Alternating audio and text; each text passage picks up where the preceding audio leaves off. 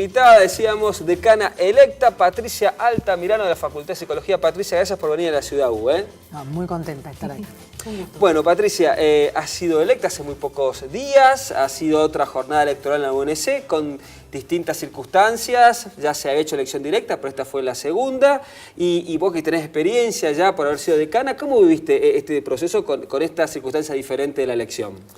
La verdad que los que luchamos mucho porque hubiera elección directa, nunca nos imaginamos que iba a ser esta experiencia tan extraordinaria. Ajá. Porque una cosa es cuando uno piensa esto va a estar bueno, es decir, que toda la gente pueda participar y pueda opinar y que los candidatos tengamos que hacer mucho esfuerzo al respecto de llegar a las personas y recoger informaciones, ha sido mucho más impactante, por lo menos para mí, que lo que yo imaginaba que iba a ser.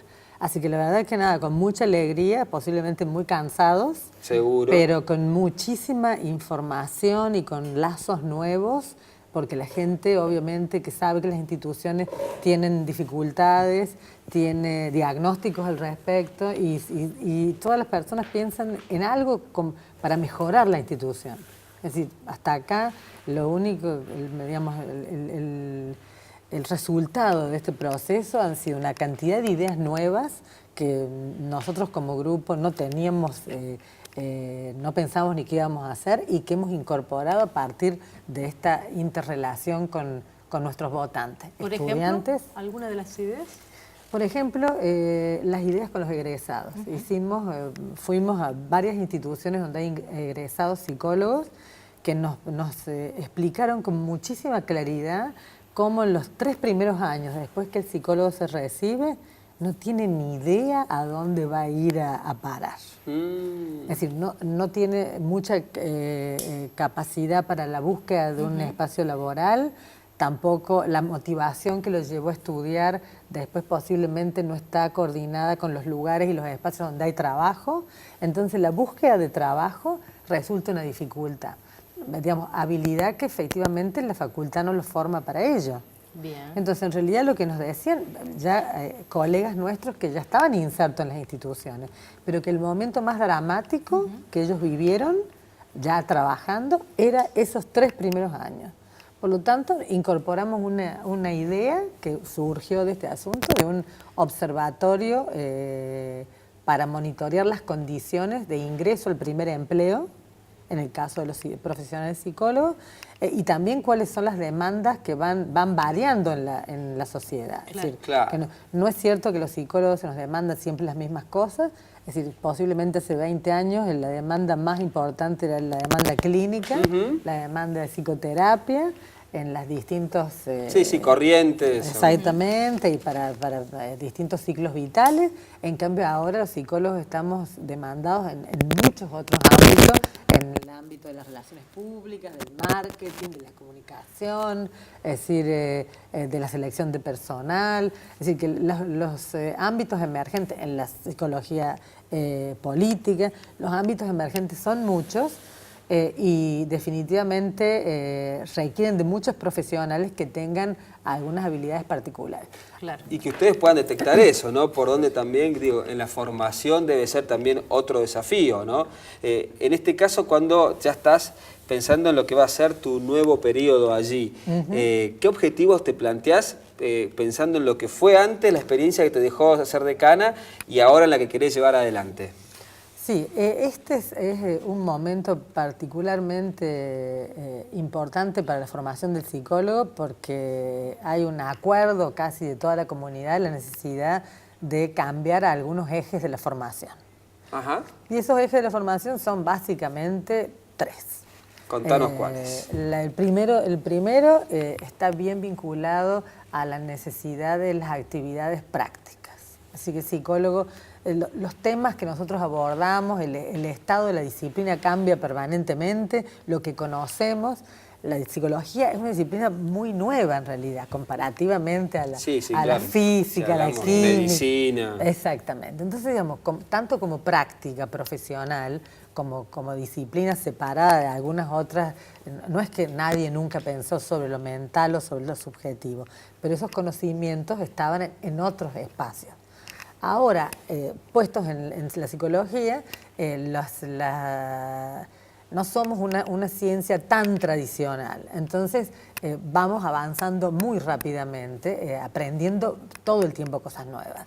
Y eso está bien vinculado a las demandas que la sociedad nos hace. Es la que cambia y la que va marcando el La agenda, claro. Exacto, sí, por ejemplo, uno diría, hace 50 años atrás, los problemas alimentarios, que hoy se llaman bulimia y anorexia, ¿no es cierto?, no existían hace 50 años atrás. Por ejemplo, el tema del bullying, vi que apareció mucho en agenda y ahí es donde empieza a tallar también la pertinencia de un psicólogo para formar parte de un gabinete que pueda asistir tanto a lo que puede ser la persona que lo sufre como a aquellos que a lo mejor lo desarrollan como una práctica y hay que empezar a ahondar en la familia. Digo, ¿lo ven a esa también que como que empieza a aparecer esa espuma? Efectivamente, no es tan nuevo el tema del bullying, es decir, porque el Ministerio de Educación de la provincia, en un profesor nuestro de psicología educacional, que es el profesor Maldonado, trabajó hace ya casi 15 años en los consejos de convivencia.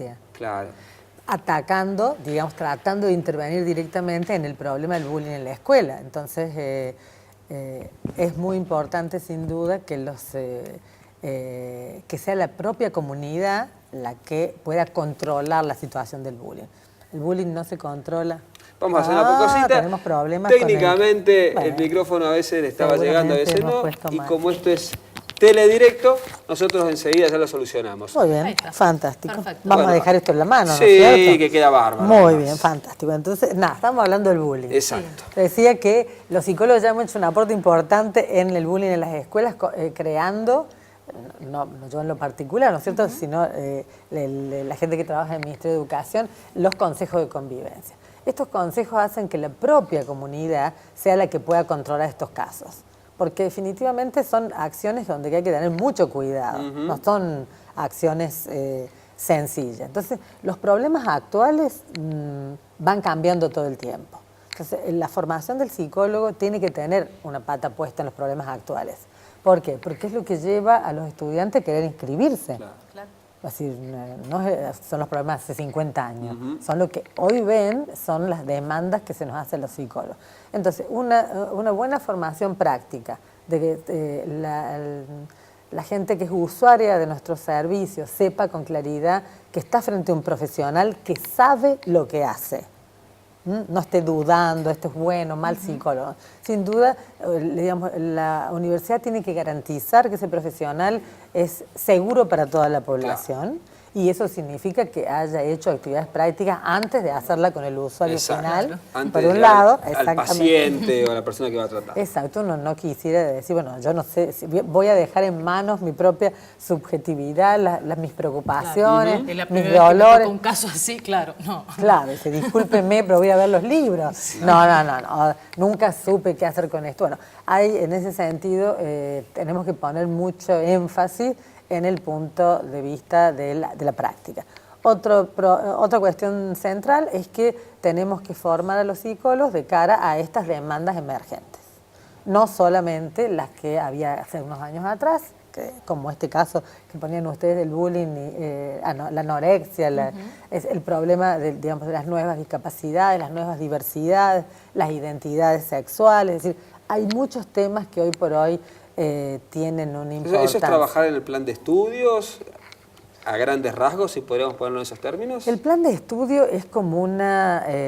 si quiero yo hacer algo, tengo una guía, tengo una estructura, pero depende de muchas otras variables. Es decir, por ejemplo, la motivación de los estudiantes es una variable muy importante. Es decir, damos por supuesto que los estudiantes se inscriben motivados, pero obviamente que tienen problemas vocacionales al respecto de eso. Entonces hay que hacer un esfuerzo al respecto de explicar con claridad cuál va a ser la práctica profesional para ver si ellos efectivamente quieren seguir en esa carrera. Recuerden que nosotros tenemos no solamente la carrera de psicología, tenemos el profesorado de psicología y sobre todo una carrera nueva que es muy importante para nosotros y para todo el sistema de salud, que es la carrera de acompañante terapéutico. Claro. Bien. Digamos que es distinta, sustancialmente distinta a la carrera de psicología, aunque comparten algunas formaciones, pero el acompañamiento terapéutico de cara a la ley de salud mental muestra estas formas distintas de ver el problema del dolor subjetivo. Es decir, no todos los usuarios requieren de ir al psicólogo. Algunos de ellos, efectivamente, hay algún tipo de abordaje se pueden hacer con otro tipo de perfiles profesionales, como son los de acompañantes terapéuticos.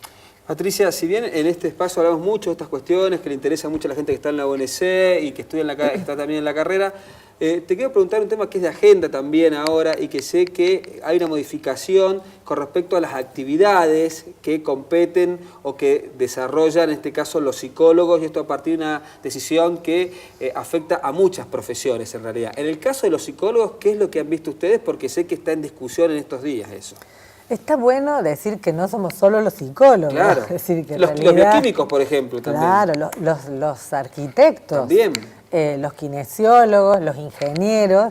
Entiendo yo que hay una preocupación global. De hecho, ayer se aprobó una resolución en el Consejo Superior, digamos, encomendándole al presidente del CIM, que es nuestro rector, la preocupación y el interés de poder revisar esa resolución que, dicho fácilmente, sí, ¿no es cierto?, es más complicado, digamos, acorta, achica, restringe las actividades reservadas al título. ¿Esto qué significa?